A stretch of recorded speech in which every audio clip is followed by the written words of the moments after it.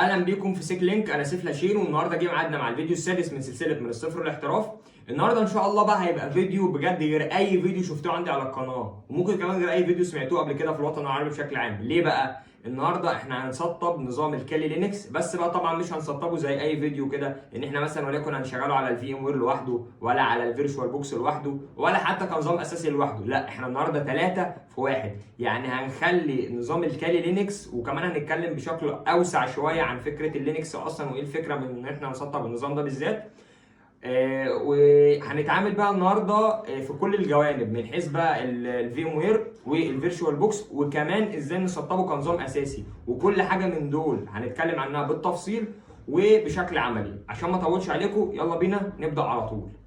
مبدئيا كده الجهاز ده اللي انا هجرب عليه، وهقول لكم احنا المفروض اصلا مطلوب مننا ايه يكون موجود في الجهاز عشان خاطر ينفع ان احنا نستخدم عليه النظام ده. مبدئيا كده لو انت هتستخدم النظام بشكل افتراضي اللي هو كفيرشوال ماشين، انت مطالب بثلاث حاجات. اول حاجه ان رامات الجهاز ما تقلش عن 8 جيجا، ما ينفعش تقل عن كده. ليه بقى ما ينفعش تقل عن كده؟ عشان انت اصلا في الاساس هيبقى عندك نظام الويندوز كنظام اساسي اللي هو واخد جزء من الجيجات بتاعه الرامات، وكمان هيبقى في جزء تاني رايح للفيرشوال ماشين او الماكينه الافتراضيه اللي هي وليكن زي الفي ام وير او الفيرشوال بوكس. تمام. تاني حاجه بقى، وهي ان يكون عندك على الجهاز مساحه فاضيه ما تقلش عن 80 جيجا، عشان طبعا النظام ينزل عليها ويبقى عندك مساحه بقى جوه النظام ان انت تعرف تشتغل، سواء بقى هتسطب ادوات، سواء هتعمل تحديث ابديت ابجريد، بقى هتعمل اي حاجه، المهم يبقى عندك مساحه تتحرك فيها. تالت حاجه وهي ان يكون الفيرجواليزيشن تكنولوجي يكون شغاله عندك على الجهاز ومتاحه. طبعا هنعرف كل الكلام ده دلوقتي بالتفصيل، ازاي نعرفه وازاي نكشف عليه. طبعا ده اهم حاجه اللي هي الفيرجواليزيشن تكنولوجي. لكن بقيه الاقسام بتاعت الحاجات اللي انا قلت عليها، اكيد انت عارف جهازك بقى الدنيا فيه وماشيه ازاي، وبرده ايه احتياطي هنكشف على الكلام كله مره واحده. مبدئيا كده احنا المفروض ان احنا اول حاجه زي ما قلت هنكشف عليها، وهي نشوف الفيرجواليزيشن تكنولوجي شغاله ولا لا. طب الكلام ده هنعمله ازاي؟ اول حاجه هنضغط على زر الكنترول والشيفت والاي اس سي عشان نفتح تاسك مانجر. هنخش على خانه اسمها البرفورمانس، وهننزل على الخانه بتاعه السي بي يو. هنلاقي عندنا حاجه اسمها هنا ايه؟ الفيرجواليزيشن انيبلد، وده كده معناه ان هي شغاله تمام. لو عندك بقى لقيتها ديسيبلد، ده طبعا ليه طريقه لكل جهاز بقى مختلفه، وطبعا ده حلها عن طريق البايوس. وتقدر تبحث تعمل سيرش على اليوتيوب، تكتب بس الموديل بتاع جهازك وتكتب جنبها كلمه فيرجواليزيشن تكنولوجي انيبلد ولا ايه. هتلاقي بيه اكتر من فيديو ظهر عشان ازاي تعرف ازاي تعمل القصه دي تخليها انيبل، لان ده شرط اساسي عشان يقبل ان هو يحط عندك الفيرتشوال ماشين. وايه فكرته؟ ده الفكره ببساطه كده ان هو بيقول لك ان انت عندك القابليه ان انت تاخد جزء من المعالج توديه في حته ثانيه على مزاجك. لان طبعا لو هي بتبقى مش انيبلد، بتبقى النوع ده من المعالجات ما بيبقاش قابل ان هو يوزع منه جزء ثاني لحاجه ثانيه. واصلا يعني يستحسن ان انت تكون جايب جهاز قوي يكون بمعالج مثلا وليكن اي 5 جيل 8 او سابع فيما فوق، وطبعا او اعلى بقى اللي هو مثلا كور 7 جيل سادس، كور 9، ايا كان حاجه من الحاجات دي كلها، عشان اصلا هتلاقيها شغاله وهتلاقي ان الجهاز معاك شغال تمام. لكن لو اقل من كده مثلا كور 5 جيل رابع فيما اقل، هتلاقي الموضوع معاك ايه مش احسن حاجه برده.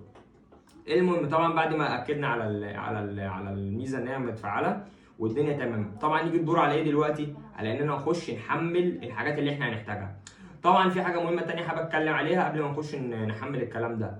لو انت هتشتغل على فيرتشوال ماشين او يعني ماكينه افتراضيه، انت مش مطالب ان انت تحمل كل اللي انا هحمله دلوقتي. انت هتختار حاجه من الاثنين، عندك الفي ام وير يا تختاره وتشتغل عليه، يا الفيرتشوال بوكس، وكل حاجه منهم ليها تفاصيل.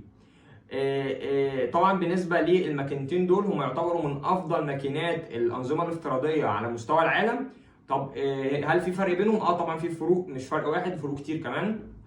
طبعا الفيرتشوال بوكس يعتبر يعني اخف شويه في الاستخدام واسهل وابسط وموجه اكتر للمبتدئين. طب الفي ام وير لا، ده مش ابسط، مش بسيط يعني زي الفيرتشوال بوكس، يعني يعتبر معقد اكتر شويه، وكمان مش مجاني. يعني النسخه المجانيه بالكامل هي نسخه الفيرتشوال بوكس، انما نسخه الفي ام وير ورك ستيشن دي بتبقى نسخه في منها شويه حاجات بتبقى محتاجه الميزه البرو عشان تشتغل.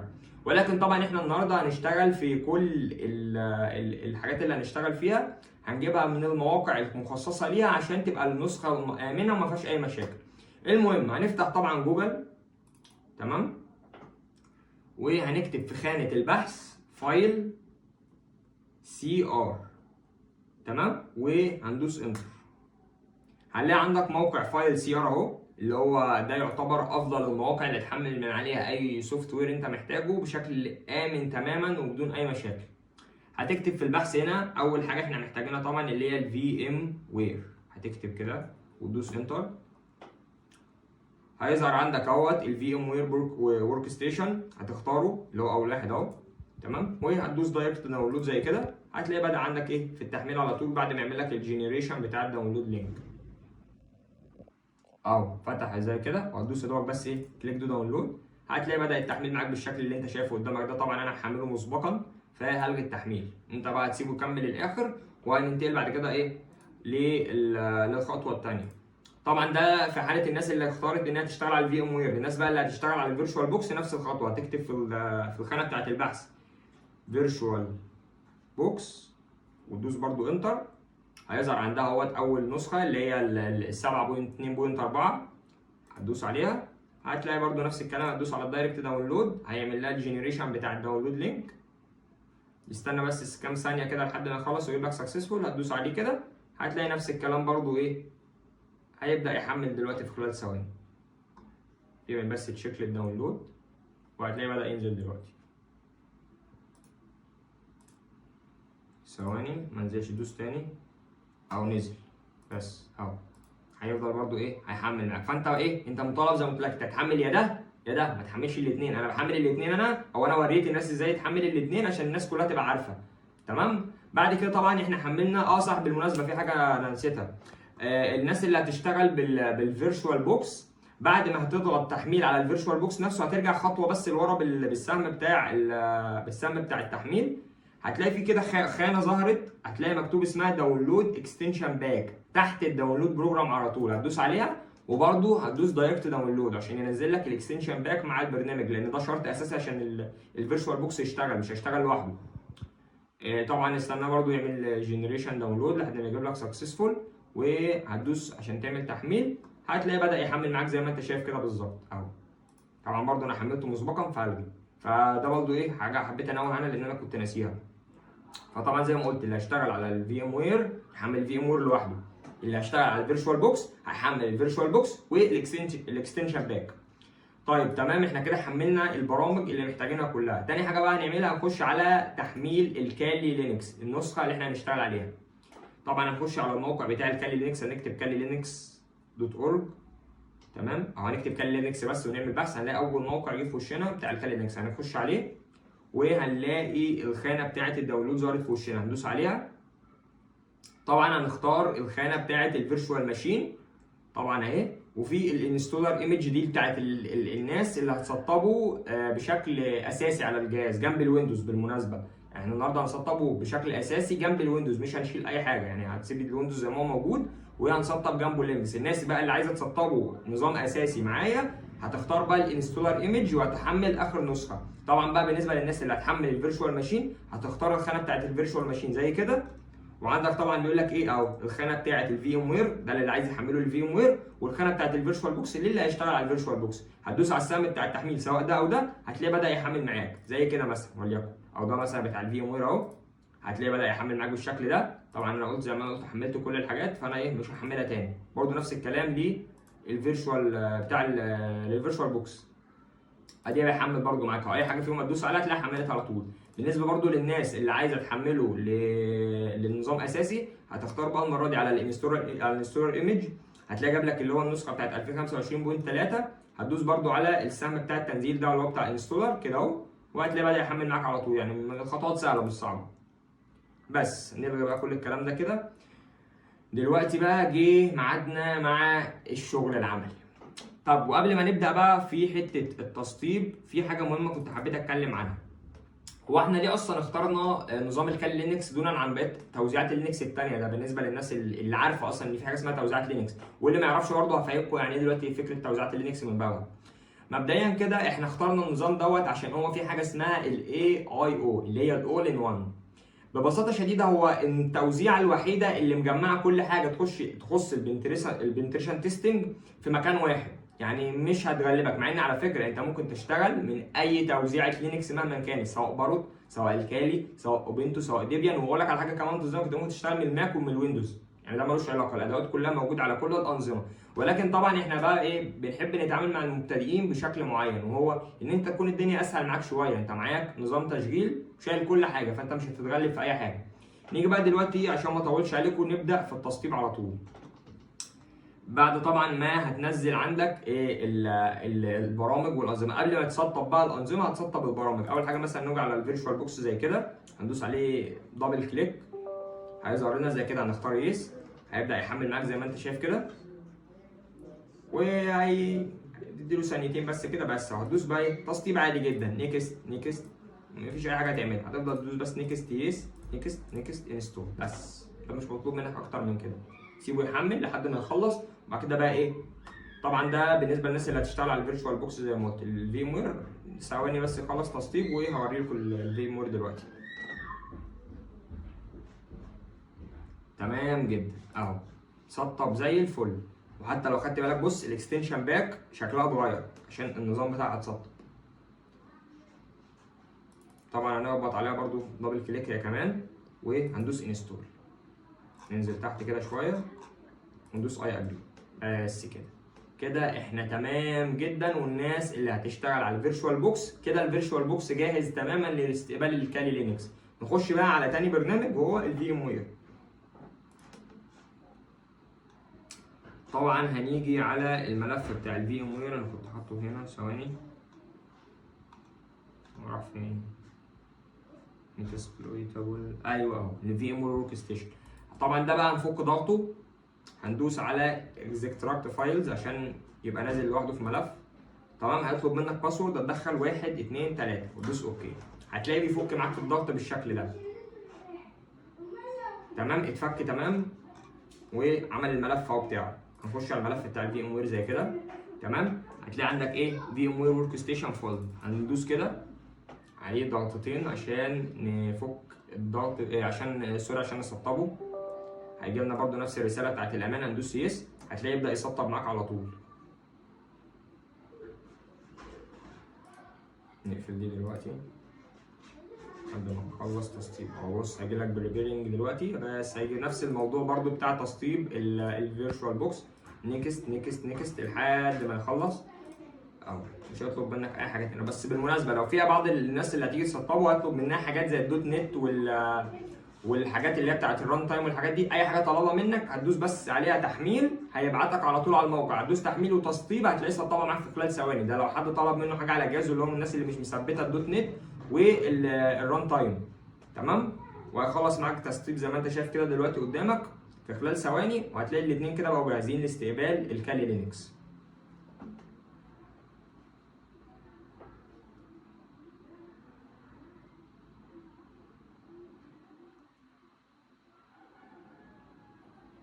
خلال ثواني بس وهتلاقيه سطب دلوقتي. بس ادي خلص اهو كده النسخه الثانيه تمام. هنيجي بقى على ملفات الكالي لينكس، نرجع لورا لحد ما نرجع عند الداونلود. ادي الكالي لينكس بتاع الفيرتشوال بوكس اللي هنبدا بيه. طبعا برضو نفس الموضوع اكستراكت فايلز، وندوس اوكي ونسيبه بقى لحد ما يخلص، ونروح للكالي لينكس الثاني بتاع الفي ام وير، برضو نفس الكلام اكستراكت فايلز اوكي، ونسيب الاثنين يخلصوا مره واحده عشان ننجز في الوقت اسرع.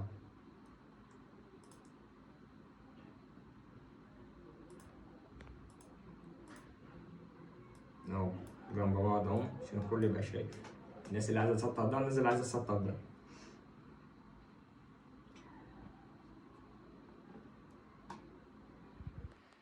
برضه طبعا مش ناسيكوا طبعا الناس اللي هتسطبوا كنظام اساسي، جهز لكم كل حاجه.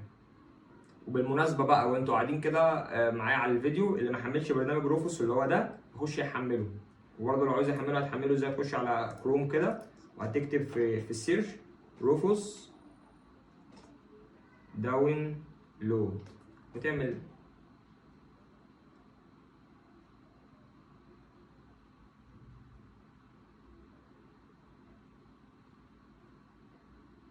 حمل يا عم الكمبيوتر. ايوه عندك بقى موقع، يا اما موقع روفوس يا اما اب تو داون، دول احسن موقعين ممكن تحمل منهم البرنامج. وبرده اب تو داون سهل، يعني انا بستسهله بصراحه. هتلاقي عندك اهوت ظهر لك خانه بتاعت الداونلود، مجرد ما تدوس عليها تلاقي البرنامج بيحمل على طول. مفيش اسهل من كده، زي كده بالظبط. هتضغط على الداونلود ثانيه واحده، هتلاقي ظهر لك زي كده حمل في خلال ثانيه. بس كده انت كده ايه، الناس اللي هتسطب نظام اساسي كده الناس دي جاهزه معايا. والكالي لينكس اهو قرب يتفك الضغط بتاعه.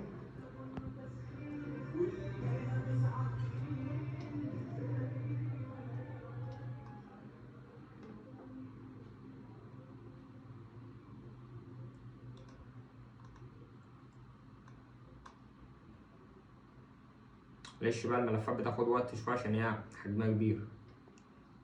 كمان انا بفك ملفين، انتوا لو بتفكوا ملف واحد هتلاقي الموضوع اسرع عندكم.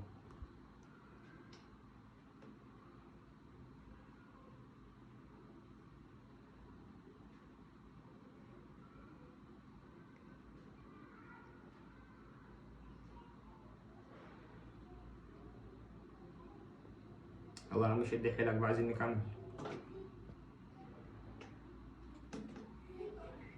طب بصوا، هنستغل الوقت برضو عقبال ما النسخه دي تتفك. بالنسبه بقى للناس اللي هتتعامل مع النظام اللي هو نظام اساسي، المفروض بقى انتوا هتعملوا ايه بعد ما النسخه بتاعت اللينكس تتسطب على الجهاز؟ خليكم بقى معايا ثانيه واحده كده.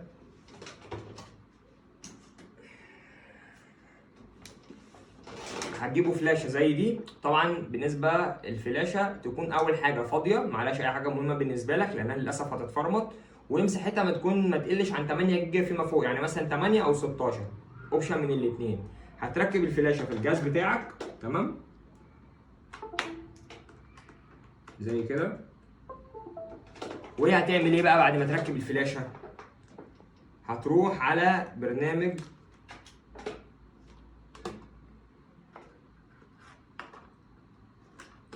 شلت الماوس بدل ما اشيل الخانه الثانيه، ركب الماوس تاني بس. هتروح بقى على برنامج روفوس اللي احنا لسه محملينه، تمام، هتفتحه. المفروض طبعا ان انت عندك هتلاقي نسخه الكالي لينكس اللي انت جبتها، هتلاقي طبعا موجوده في الداونلودز، تمام. صح، في حاجه مهمه قبل ما تسطب الكالي لينكس او تحرقه على الفلاشه، انت في حاجه مهمه لازم تعملها. هتخش عندك على الفاير وول تقفله، عشان وانت بتسطب وتحرق الكالي على الفلاشه في حاجات ممكن ما تتنقلش بسبب الفاير وول. فانت هتخش عادي عندك زي ما انا فتحت دلوقتي كده على الفاير وول، على الفيروس اند ثريت بروتكشن، وهتختار الخانه بتاعته وهتدوس على المانج، وهتقفل كل الخانات عندك اللي معموله للام، سواء دي او دي او دي. الاربعه دول هتقفلهم كلهم عشان يبقى كده الجهاز بتاعك ايه، مقفول فيه كل حاجه عشان تسطب من غير اي مشاكل.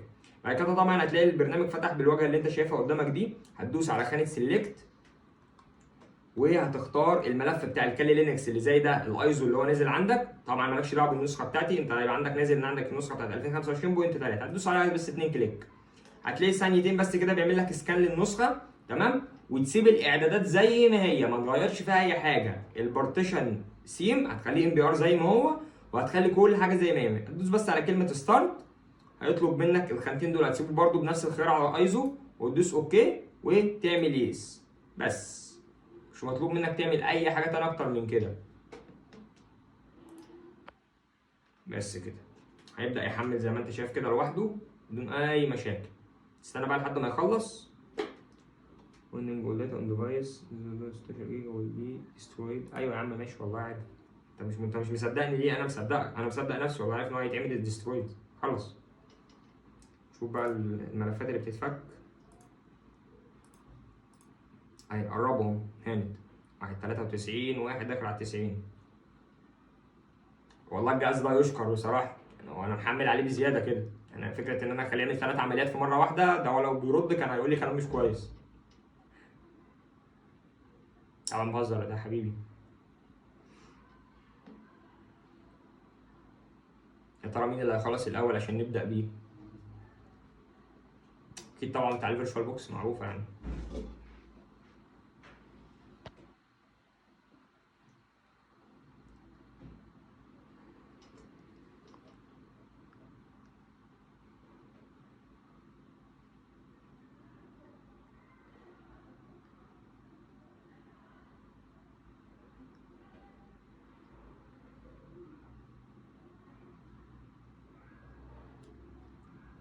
ها، مين اللي هيخلص؟ صاحبك جابك على فكرة، انت كده بطيء.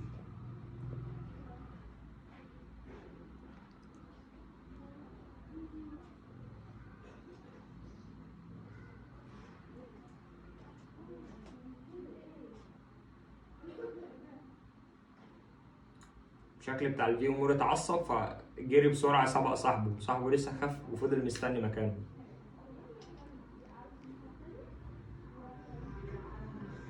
مين اللي هيكسب السباق طبعا؟ الفيرتشوال بوكس هو اللي كسب. طيب نخش على الملف بتاع الفيرتشوال بوكس اللي طلع. هنفتح دبل كليك على ده ولا ده، وهتلاقي عندك الايقونه اللي هي الزرقاء دي اللي هندوس عليها، مالكش دعوه بالحمراء اللي تحتها. هتدوس دبل كليك على الزرقاء كده بس. الحمد لله على السلامه، كلي لينكس نور خلاص. طبعا قبل بقى ما ندوس ستارت طبعا ونعمل له تجربه كده، هنخش على السيتنج. تمام، وهنلاقي قدامك شويه الخانات اللي ظهرت دي. انت بقى مش هتلعب في اي حاجه، هتنزل بس على خانه السيستم. تمام، هتلاقي عندك ايه؟ الكورز بتاعت البتاع. شوف بقى انت عايز تسيبها زي ما هي، عايز تزودها دي بقى انت ومزاجك، بس هي الاعدادات الديفولت انت لو سبتها زي ما هي ما فيهاش اي مشكله. احنا الحاجه الوحيده بس اللي هنلعب فيها وهنغيرها هي خانه النتورك، لان هي اوريدي بتبقى جايه بنات نتورك. احنا بقى هنغيرها ونخليها بريدجت. طب اصلا ايه الفكره بتاعت النات وايه الفكره بتاعت البريدجت؟ النات نتورك دي هو انه هيخلي لك الكالي في شبكه منفصله لوحده، انما البريدجت هو هيتعامل معاه من خلال الراوتر اللي انت متصل بيه، وده اسهل في الاعدادات بالنسبه لك انت كمبتدئ، عشان ما تقعدش توجع دماغ في اعدادات خاصه بالشبكات وحاجات انت ممكن مش فاهمها. فاحنا دلوقتي هنحوله من نات لبريدجت بس، وهتدوس اوكي عشان يبقى الكالي معاك وصل الانترنت بدون ما تتعب دماغك في اي حاجه وبس. وعادي جدا خالص. انت بقى عندك ايه؟ البروسيسور والرامات وكده. واخد عندنا دلوقتي 2 جيجا رامات، او هو ياخد عند اي حد كده نفس القصه. تمام، إيه انا هسيبه زي ما هو، انا مش محتاج اديله امكانيات زياده في اي حاجه. فندوس ستارت كده كتجربه، هتلاقي بيحمل معاك وبيعمل لك باور للفي ام اهو، فتح معاك اهو. بس هتلاقي جاب لك نفس اللي جابه ده. وطبعا لو اي حد فيكم ظهر عنده اي ايرور يكلمني، يبعت لي في الكومنت وهرد عليه على طول. بس هتدوس انتر عادي جدا، هتلاقي الكالي بدأ يحمل معاك زي ما انت شايف كده بالظبط اهو. الكالي فتح عادي جدا. وبالمناسبه اليوزر نيم والباسورد الاثنين هتكتب كالي زي ما هوريك دلوقتي برده. وطبعا بعد كده بقى ايه، طبعا عارف الناس بتاعت الفي ام لسه متحمسين بقى، لان احنا عملنا بتاع دول ولسه ما عملناش ده. اه فتح زي ما انت شايف كده، تكتب كالي والباسورد برده نفس الكلام كالي، ندوس انتر بس كده. كده بالظبط انت كده بقى معاك بيئه اختراق كامله متكامله بادواتها كلها عندك على الجهاز بتاعك. طبعا هنقفل بقى ايه الكالي بقى اللي موجود هنا. طبعا خلاص الناس كفايه اتحمس. اه صح، نسيت اقول لكم على حاجه مهمه قبل ما نقفل. نتاكد طبعا ان الانترنت واصل. هنيجي ايه على الكالي لينكس هنا، هنكتب سو عشان نحوله للروت، ونكتب الباسورد كالي وندوس انتر كده. دخلنا على روت اهو. نعمل بقى ايه اي اف كونفج، برضو ده اختبار بسيط للبتاع. هتلاقي الجهاز اهوت واخد الاي بي اللي هو رقمه 18. وبرضه عشان ناكد اكتر ان الانترنت شغال هنعمل ابديت وندوس انتر. هتلاقي عمل ابديت عادي جدا، وده اكبر دليل الانترنت شغال عليه تمام ما فيهوش اي مشاكل.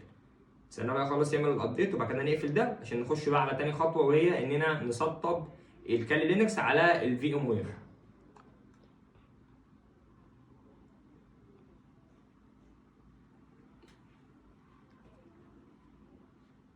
والانترنت مش عارف بقى له فتره كده في مشكله عندنا في مصر، مش عارف ليه. السرعات كانت يعني افضل من كده بمراحل، بقى لها فتره بايظه خالص.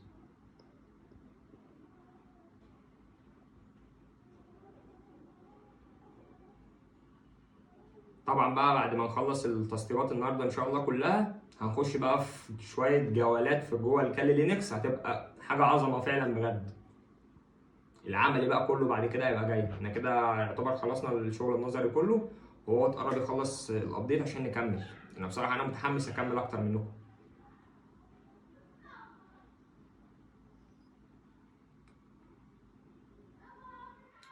يلا يا عم الكمبيوتر خلص.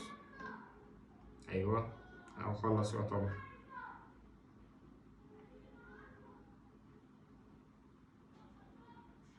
يا مسهل. ايوه يلا بس تمام جدا. شكرا لحضرتك. نعمل بقى باور اوف طبعا لان احنا مش محتاجين نعمل دلوقتي الحاله اللي هو فيها. هنعمله باور اوف هنقفله كده. شكرا للفي ام وير. نقفل الكلام الجميل ده. نرجع بقى كده خالص لورا. نخش بقى على صورة على احنا كده خلصنا الفيرتشوال بوكس. نخش على الخانه بتاعت الفي ام وير اهي، بتاعت الكالي اللي هو اصلا سطب الكلام ده كله. فطبعا احنا مش هنفتحه من هنا. هنخش على الفي ام وير ورك ستيشن زي كده على طول. نفتح البتاع وندوس على اوبن فيرتشوال ماشين، وهنخش على الداونلودز. هو اصلا محدد لنا على الكالي لينكس لوحده يعني، بسم الله ما شاء الله. مش محتاجين ولا اقول لك على برضه، عشان انت برضه لو مش ظاهر عندك هتلاقي عندك ايه، هتيجي في ملف الداونلود اللي فيه ملفات زي كده، هتختار طبعا الكالي لينكس اللي هو الفي ام وير. هتفتحه هتلاقي ظهر لك برضو ايه الكالي لينكس زي ما كان ظاهر في البتاع التاني. نفس الفكره. عايز تعدل في الاعدادات، بس طبعا برضو ايه، هخش على الاعدادات عشان اوريكم الدنيا برضو هيبقى فيها ايه. هنعمل بقى ايه، edit virtual machine setting. خش عليها كده. نفس الكلام هتلاقي عندك برضو الميموري واخد 2 جيجا من الرامات. برضو عايز تزود براحتك، عايز تسيبها زي ما هي براحتك، دي يعني حريه بقى. بس برضو نصيحتي ليك ما تزودش عن ال 2 جيجا لو انت جهازك فيه 8 جيجا رام بس. لو 16 ممكن تخليها من 4 ل 6، ما تزودش عن كده عشان ما يحصلش اي مشاكل في الجهاز وانت شغال. برضو نفس الموضوع. هنخش على النتورك ادابتور وهنختار على البريدجت. هنخليه بريدجت مش نات. تمام. وهنعمل اوكي. وبرضو انا هسيبه زي ما هو، مش هغير في اي اعدادات. انت زي ما قلت لك عايز تغير في اعدادات الرامات بس، انما بقيه الحاجات سيبها زي ما هي. وهندوس باور اون عشان نفتح برضو الفيرتشوال ماشين الثانيه ونجربها. ندوس انتر زي ما عملنا هناك برضو بالظبط، مفيش اي اختلافات. هيفتح زي ما انت شايف كده قدامك. برضو هنعمل اختبار الانترنت عشان نشوف شغال ولا ايه المشكله.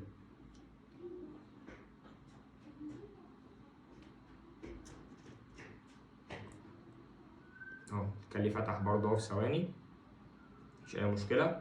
ويا ريت برضه حاجه صح، يا ريت يستحسن الناس اللي هتسطب اللينكس سواء هتخليه كنظام افتراضي او كنظام اساسي، في الحالتين يا ريت يفضل يكون عندك هارد اس اس دي. يعني بلاش تشتغل على اتش دي دي خالص، سواء سطبه نظام اساسي سواء تخليه نظام افتراضي بلاش، عشان السرعه عشان يشتغل معاك كويس. يعني هو هنا دلوقتي فتح بسرعه وكان شغال كويس عشان انا هنا مسطبه على الاس اس دي. انت لو مسطبه على اتش دي دي هتلاقي كلام مختلف تماما. وطبعا برضو ايه، احنا بعد ما نعمل التجربه دي هنركن بقى دلوقتي ايه بتوع الفيرتشوال ماشين على جنب، وهنبدا بقى الكلام مع الناس اللي هتسطبوا كنظام اساسي بقى ايه، عشان ده في كلام تاني وشويه خطوات كتير هنعملها. هنبدا برضو نكتب هنا نفس الكلام في اليوزر نيم والباسورد. هنكتب كالي وندوس انتر. نفس الكلام، النظام فتح مفيش اي مشكله. ونعمل بقى اخر حاجه اختبار الانترنت عشان نتاكد ان هو شغال، وبعد كده بقى ننتقل للخطوه الاخيره من الفيديو. نخش على التيرمينال. نكتب برضو سو بس. ندوس انتر. نكتب كالي باسورد. ونخش هنا نشوف هو دلوقتي حالة الانترنت ايه الدنيا فيها. نكتب اف config. ندوس انتر. هنلاقي ان الجهاز هنا واخد اي بي. لا ده مش واخد اي بي لان لسه ما اتصلش بالانترنت، هو بيحمل. ديسكونكتد لسه، واخد كابل بس لسه الانترنت مش متوصل.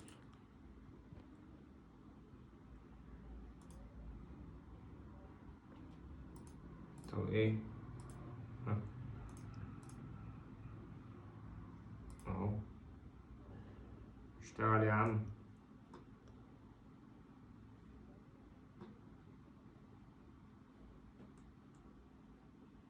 طب انت بتحمل ايه طيب؟ انا مش فاهمك يعني، ما الانترنت شغال اهو.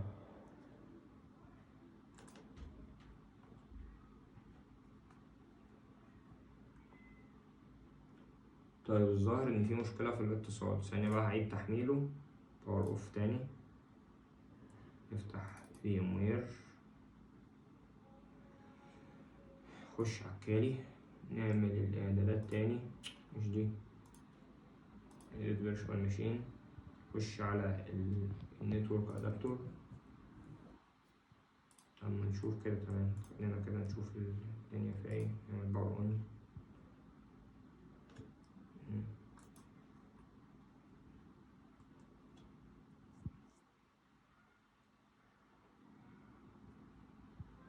دي فتح تاني.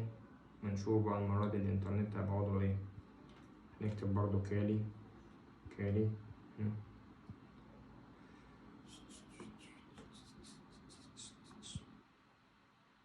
برضو بيحمل. شوف بقى في إيه بالظبط القصة دي. كالي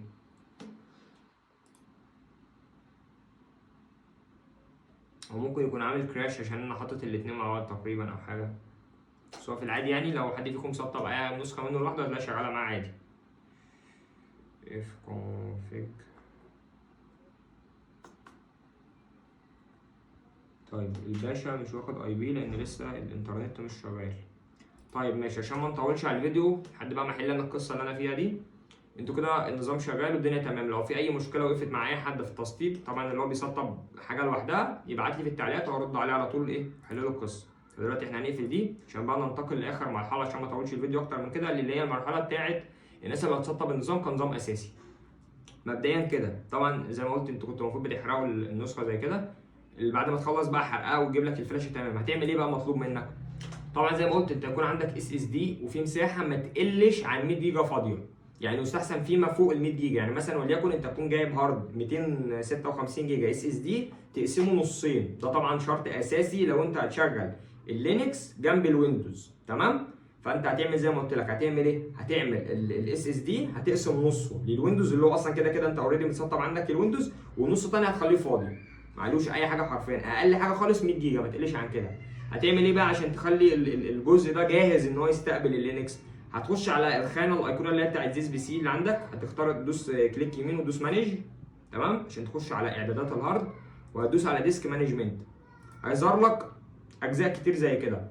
طبعا عندك انت في الهارد طبعا هيبقى عندك البارتيشن اللي هو الوحيد اللي في الهارد بتاعك الاس دي هيبقى السي، او لو انت ده في حاله ان انت مش قاسمه، لو انت قاسمه بقى تشوف انت البارتيشنات الثانيه اللي انت قاسمها في الهارد بتاعك.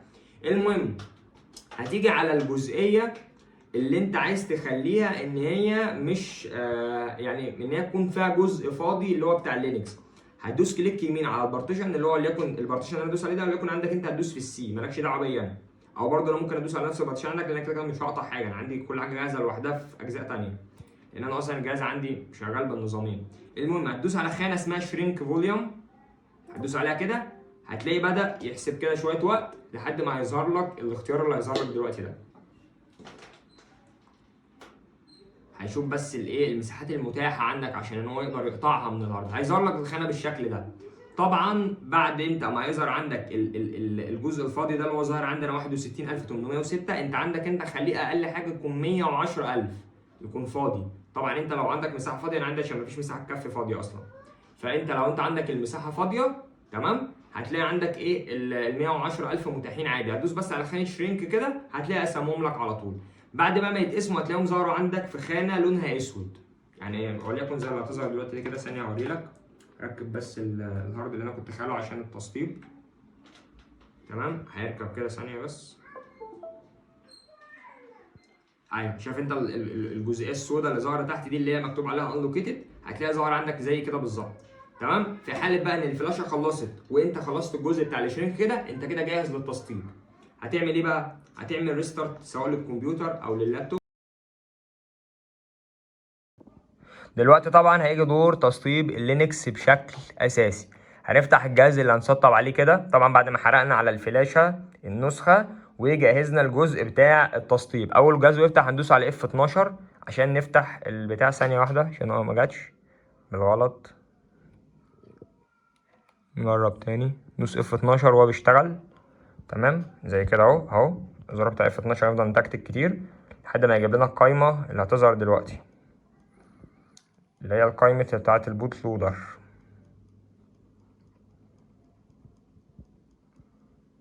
ايوه اهي زي ما ظهرت كده. طبعا انت هيظهر عندك النظام بتاعك الاساسي اللي هو الويندوز اللي زي كده، وهيظهر طبعا الفلاشه، طبعا ده نوع الفلاشه اللي انا بستخدمه. هيظهر بقى طبعا عندك نوع الفلاشه اللي انت عندك، وليكن مثلا كينج ستون او حاجه، هتلاقي اسم الفلاشه مكتوب بين القوسين اللي زي كده. هتختار الفلاشه وهتدوس انتر وتستنى ثانيتين اتنين، هتلاقي على طول النظام فتح زي كده. هتدوس انتر على جرافيكال انستول وهتسيبه بس دقيقة بالظبط هيحمل، وهيخش لك على الواجهة بتاع التثبيت.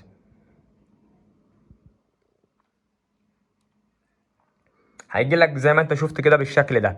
هتسيبه انجلش طبعا زي ما هو وتدوس انتر، واللوكيشن ممكن تسيبه زي ما هو وتدوس انتر، او انك تعمله على المكان بتاعك. انا بالنسبه لي هسيبه زي ما هو عادي، مفيش اي مشكله. وبالنسبه للكيبورد هتخليه انجليزي عادي برضو. تمام، كل حاجه هتسيبها زي ما هي، مش تلعب في اي حاجه.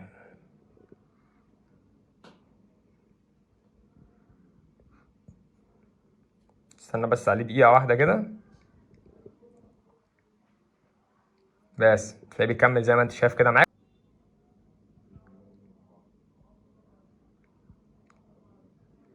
دلوقتي هو بيدور على النتورك. اهم حاجه فيها حاجه مهمه، اثناء تسطيب اللينكس لازم يكون عندك انترنت، سواء بقى واي فاي او كابل. المهم يكون عندك انترنت في المكان اللي انت موجود فيه، عشان مش هينفع تسطبه من غير. طبعا في حاله ان انت هتوصل الكابل هتختار اول خيار، لو هتوصل واي فاي هتختار تاني خيار زيي. طبعا هتدوس انتر على الخانه بتاعه الواي فاي اللي انت هتختاره. هتلاقي عندك طبعا ظاهر الشبكات اللي انت هتختار منها شبكتك، وهتدوس عليها انتر، وهتختار التشفير بتاعها طبعا اللي هو ده، وهتكتب الباسورد بتاعتك وتدوس انتر.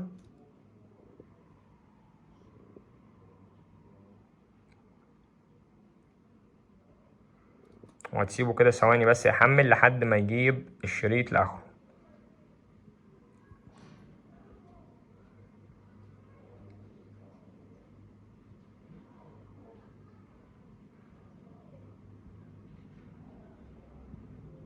بالنسبه لي انا اصلا شاكك ان الباسورد دلوقتي هيقول لي انها غلط، لان هي لو صح كان جري على طول.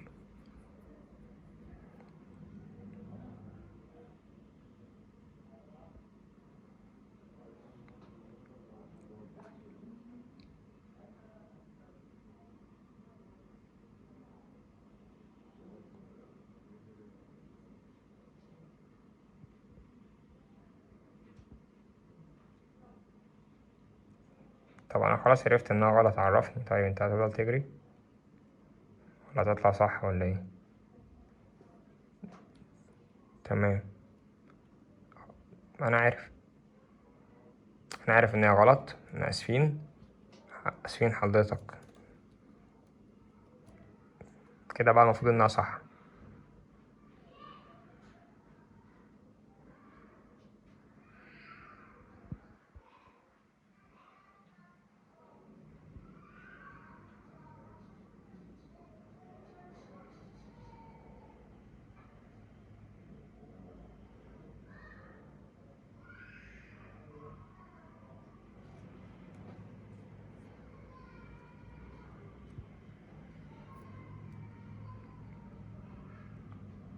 ايه ده، انت هتقول لي غلط تاني ولا ايه؟ احنا نهزر؟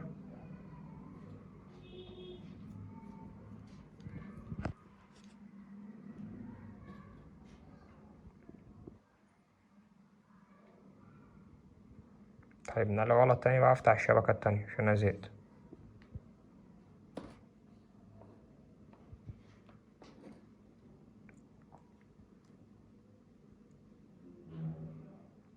ايوه ماشي، شكرا. نفتح بقى الشبكة التانية عشان انا شكلي مش فاكر الباسورد بتاعت دي. ماشي، اللي هي دي برضو دي. لأ. تمام.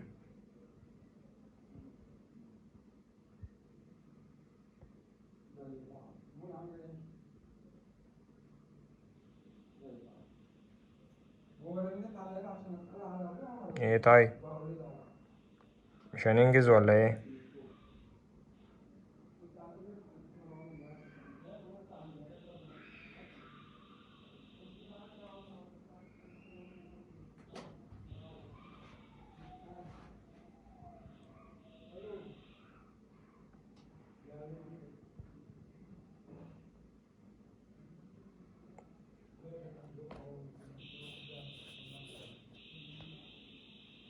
احنا مش هنقعد ساعة عشان نفتح الشبكة، اكيد ده مش شغل. انجز.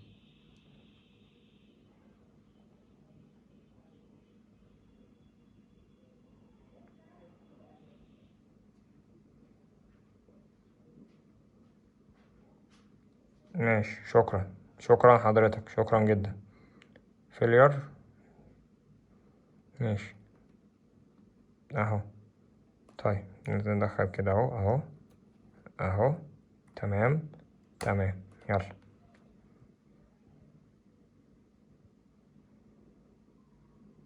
اهو. كده كده صح، مفيش اي مشكلة.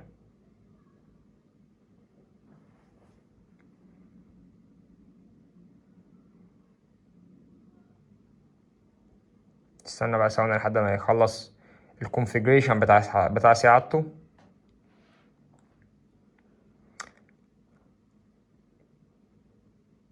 تمام جدا. خش على الخطوه اللي بعد كده بقى، اللي هي الهوست نيم. دي انت ممكن تسمي فيها الاسم اللي انت عايزه، وليكن مثلا هتسميه كالي، هتسميه اي حاجه. انا في الوضع هنا دلوقتي هسميه كالي عادي جدا. دوس انتر. دومين برضو ممكن تخليه كالي او اي حاجه تانية، انا هخليه كالي عادي برضو. يعني سول يوزر دي برضو انت وراحتك، انا برضو بالنسبه لي هسميه كالي. اليوزر نيم برضو هنا بقى ده المهم، عشان اليوزر نيم ده هو ده الاكونت اللي انت هتفتح بيه الكالي بعد ما يتسطب عندك، فهنا الاسم اللي هتكتبه لازم تكون حافظه. برضو بالنسبه لي انا هخليه كالي. والباسورد دي برضو دي باسورد تحط فيها زي ما انت عايز، برضو بالنسبه لي هخليه كالي. بس انت مش شرط تحط زي ما انا حطيت، انت ممكن تحط اللي انت عايزه، اليوزر اللي على مزاجك، وبرضو الباسورد على مزاجك، لانه اكونت بتاعك يعني تماما. بس اهم حاجه تتاكد من اللي انت كتبته، عشان اي حاجه انت كتبتها لو فيها اي غلطه هتيجي تفتح مش هيتفتح معاك، وهتضطر تسطب تاني من الاول. طبعا هنا هنخليه ايسترن زي ما هو.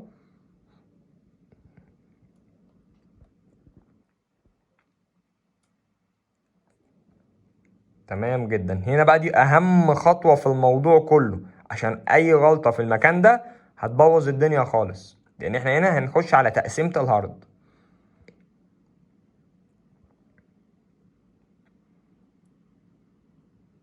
طبعا احنا كنا المفروض على الويندوز قسمنا الهارد، وفي جزء خليناه unlocated. الانلوكيتد دي يعني خليناه فري سبيس. فالمفروض احنا دلوقتي لما هنيجي نفتح هيجي لنا الخيارات دي كلها. طبعا ملناش دعوه بكل الخيارات اللي فوق دي، لان الخيارات اللي فوق دي لها نظام تاني خالص، فاحنا عشان هنسطبه مع الويندوز هنختار المانوال. طبعا هيجيب لك كل الهاردات الموجوده عندك على الجهاز زي ما انت شايف قدامك كده بالظبط. ده كده هارد اهو لوحده اللي هو 500 جيجا، وده هارد تاني لوحده تيرا، وده هارد تالت لوحده اللي هو ال 500 جيجا، ودي الفلاشه. طبعا مالكش دعوه انت بالرصه اللي عندي دي. شوف انت عندك وليكن عندك مثلا هارد واحد زي كده، او هاردين مثلا هيظهروا زي كده. طبعا انت مالكش دعوه بكل التفاصيل دي كلها. شفت انا قلت لك ايه؟ شايف انت الفري سبيس اللي ظاهره هنا دي عندي؟ انت عندك بقى شوفها ظاهره عندك زي كده في ايا كان المكان اللي هي موجوده فيه، في المكان اللي عندك. طبعا في فري سبيس ثانيه اهي، بس طبعا دي ميجا مالناش دعوه بيها. ما انت بص برده مش على الاسم بس، هتشوف على المساحه هتلاقي بص في فري سبيس بس دي 800 كيلو ودي ميجا. هتلاقي بص الفري سبيس الوحيده اللي فيها مساحه اكبر مساحه فيهم كلهم اللي هي 100 وشويه جيجا اللي احنا مفضينها اهي. طبعا هننزل على حد عندها بالسهم اللي هي الفري سبيس اللي احنا اخترناها اهي كده، وهندوس انتر. تمام. طبعا هنعمل automatically partition in the free space عشان ما نقعدش نخش في خطوات كتير. هندوس برضو انتر عليها وهنختار all files. هتلاقي حاطط لك هو كل الفايلز بشكل اوتوماتيك، مش هتمد ايدك في اي حاجه، او هيعمل لك guided partition وبس. تمام على كده. وبرضو هتدوس انتر على الفينش. هو كده حط لك كل حاجه. وطبعا هتختار يس عشان يعمل التفاصيل. ثواني عشان في حاجه هنا ناقصاه ما لقاهاش، الاي اف اي مش لاقيها. ماشي ثانية بس عشان انا عندي انا ايرور غير اللي عندكم، عشان انا اصلا مسطب لينكس قبل كده. تمام اهو. بس تمام كده. كده هو خلاص خلص المشكلة اتحلت، وعمل الفورمات للبارتيشن. هيبدأ بقى كده في التسطيب اهو زي ما انت شايف قدامك كده. هيعمل انستولينج للبيس سيستم. انا عندي المشكله اللي ظهرت دي ظهرت عشان انا عندي اصلا في نظام سكالي لينكس متسطب مسبقا على الجهاز بتاعي غير اللي انا بسطبه دلوقتي ده. طبعا انا بعمل كده عشان الشرح، عشان اكون معاكم خطوه بخطوه. فانتوا هتستنوا شويه كده لحد ما يخلص شريط التحميل ده، وهيخش على الشريط النهائي اللي بعده اللي هو هينزل السيستم كامل. هو دلوقتي بينزل البيز سيستم بس، فهيخلصه وبعد كده يخش على تسطيب السيستم بشكل كامل. ثانيه واحده كده وهتلاقيه ايه خلص ده على طول. اللي هياخد وقت بقى هو السيستم التاني. طبعا لو انت حاطط اس اس دي هتلاقي السرعه عندك يعني السرعه اسرع من كده بكتير. هو طبعا انا هنا دلوقتي بسطبه للاسف على هارد اتش دي دي لان مفيش اس اس دي عندي فاضي.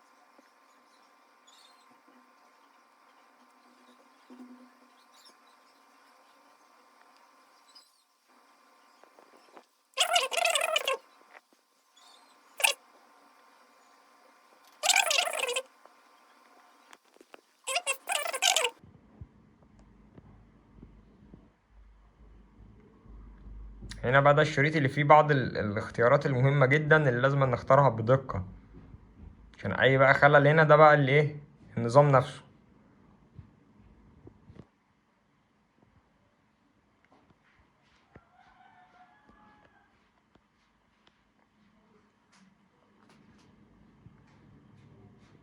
طبعا القايمة اللي ظهرت دي هي اهم قايمة في الموضوع كله. بص بقى، شايف انت الخيارات اللي ظهرت دي كلها هتسيبها زي ما هي، مش تلعب في اي حاجة، هتضيف عليهم بس حاجة واحدة، هتثبت معاهم الخانة بتاعت جونوم عشان يثبت لك الواجهة بتاعت اسمه ايه ده يا ربي، بتاعت البتاع. وبعد كده برضو هتدوس انتر. ايه ده؟ ثانية، عشان انا عندي هنا الماوس. ايوه بس هتدوس كونتينيو بس على كده. استنى بقى عليه بقى ايه، هتلاقيه بيعد معاك بقى الايه الخانة بتاعت العدد بتاعت الحاجات زي ما انت شايف قدامك كده اهو. تمام، هتسيبه بقى ايه شوية كده بقى لحد ما يخلص الليلة بتاعته دي. وطبعا برضه هسرع لكم الفيديو عشان الوقت لحد بقى ما يجي الوقت بتاع الخيار اللي عليه الدور.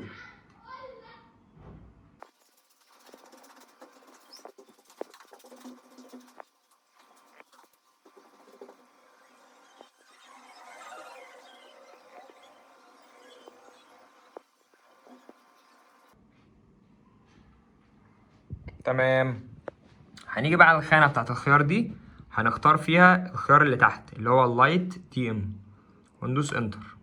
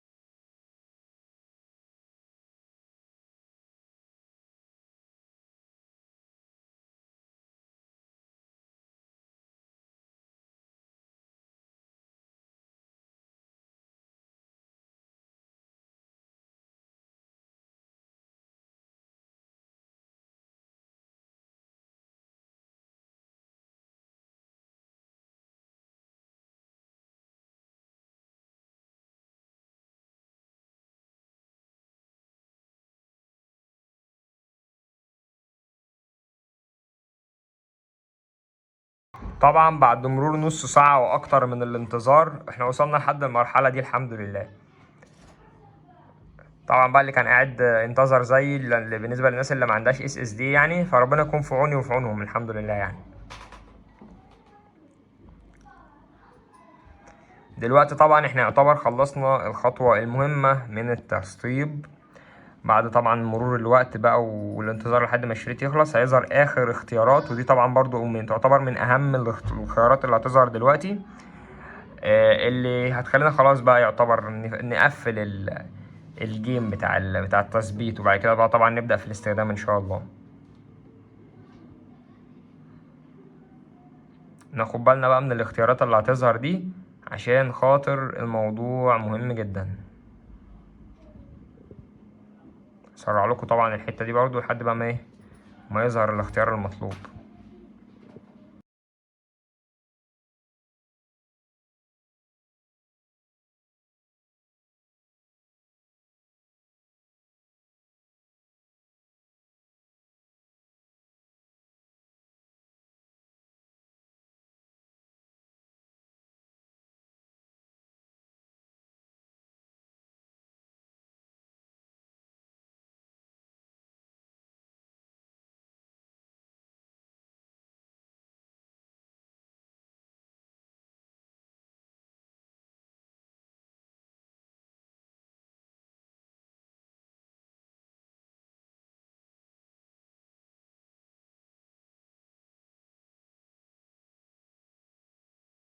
دور اخر اختيارات هنختارها في التثبيت كله، ان هو كده يعتبر خلاص خلص تثبيت. طبعا هي ايه بيحمل الجراب بوت اللي هو اللي هيخليك تختار بقى بين الكالي وبين الويندوز بشكل تلقائي.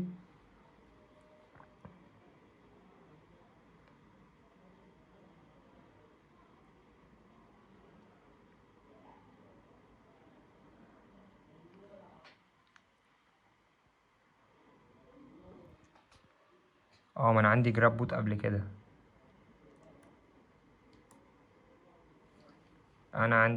قبل كده. مش هيسطب عندي جراب بوت. طبعا ملكوش دعوه انتوا بالمشكله اللي ظهرت عندي انا دي، لان انا عندي زي ما قلت لكم في لينكس اصلا متسطب على الجهاز. فانت عندك انت هيظهر الخانه دي بعد دي هتعمل بقى ايه؟ هتعمل البوت لودر دي. تمام، اللي هي الاختيار اللي هو ده.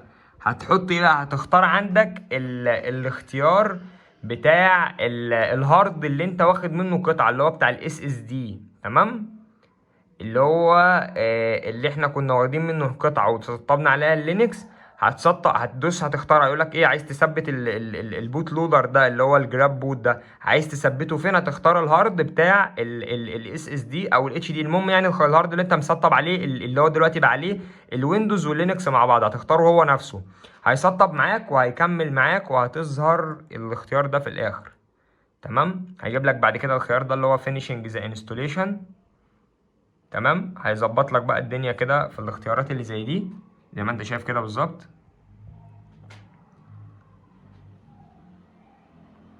فانتوا دلوقتي مالكوش دعوه بالمشاكل اللي ظهرت عندي انا دي، لان زي ما قلت لكم انتوا الموضوع كله ببساطه ان انا بس عشان انا مسطب عندي ايه الكالي قبل كده طبعا، فهو مش هيعرف يسطب 2 بوت لودر اكيد.